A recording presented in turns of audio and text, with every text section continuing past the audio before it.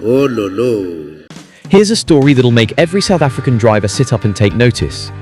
South Africa's only driver's license card printer has broken down again, and this time, it's been out of action since January 2025. A few moments later. Why you park the car there? You can't park the car there. You cannot park the car there.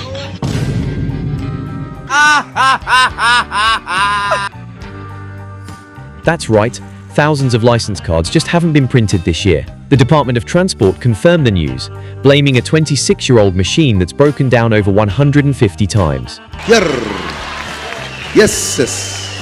Repairs are in the works via a supplier in France, Just listen to that. but it could still be weeks before anything is up and running.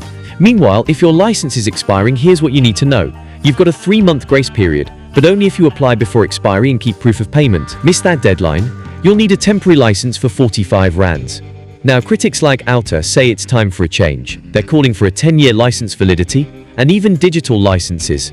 Ditch the card, use an app, and cut the backlog for good. We are cruising nicely. But some argue the delay is all about money and not wanting to give up those physical fees. It's almost like the law of the jungle. Bottom line, South African drivers deserve better and faster. Let's hope government hears the call this time.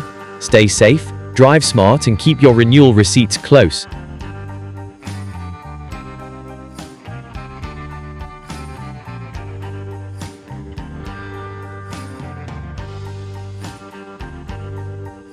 My boys!